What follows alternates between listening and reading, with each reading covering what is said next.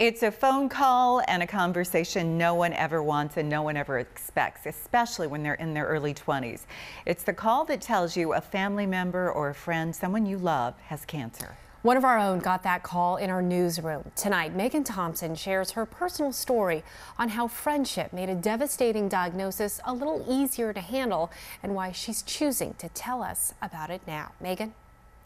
Yeah, I was in this building actually when I got a call from my best friend telling me she had cancer. You see, I'm an intern here at 12 News and I knew I would need some time off to sit with my friend Taryn during her treatments. And my team here could not be more supportive, but what struck my manager the most was just how young Taryn was at the peak of her life, just 21 years old. She's about to start the fight for her life. She walked across the stage, walking towards a brand new future. Taryn Reed graduated from ASU with honors. So you're kind of on the top of the world kind of feeling. Just a few weeks later, she even landed a job as a choir teacher. Yes, okay, super fun. She knew this brand new start was going to be tough, but she never knew it would be this tough.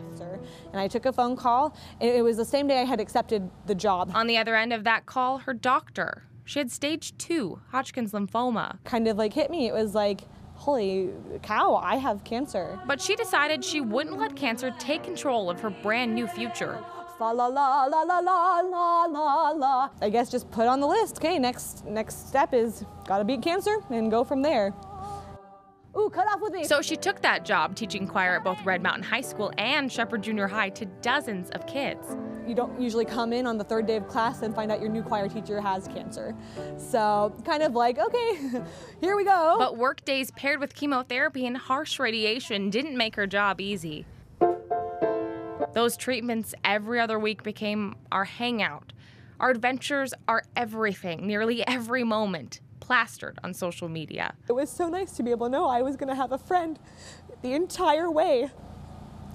And, you know, you got to see me on my worst days when I was physically, you know, whether it was throwing up or, you know, not quite the most put together lady at the time. For me, watching her suffer was heartbreaking. For the first time in my life, I was knocked down where I physically, emotionally, everything, I couldn't do it anymore. I needed help, and I don't do well taking help. So the whole Reed family, her sisters, her mom and dad and I, we stuck by her. And even in the darkest moments, she posted that smiling, strong photo online to keep herself, others, and me going. I never wanted to be the poster child for anybody, but I wanted to inspire hope. Something she does every day in her classroom. Even after a full day of chemo, she'd be back in the class, ready to go. And her students, like Austin, they definitely take note.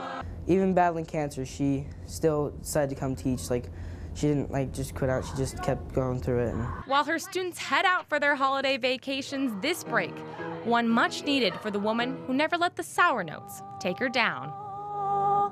Yes, that's how you end a piece. Fabulous. Fabulous. All right. Well, even though Taryn's done with treatment, she's still not been cleared. Now, she had a doctor's appointment today and finds out tomorrow on Christmas Eve whether or not she kicked cancer's butt. So, of course, this is the final stretch.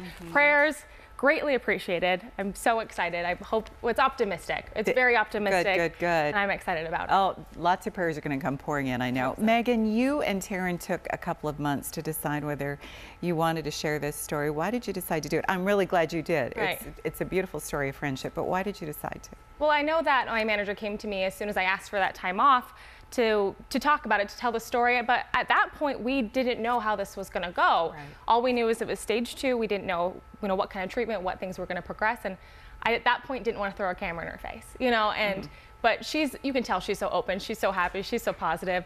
And so it came to a point where it was the perfect time to tell her story right now when we have an optimistic chance, and tomorrow's the big day. Okay, well, fingers are crossed. Absolutely. Thanks.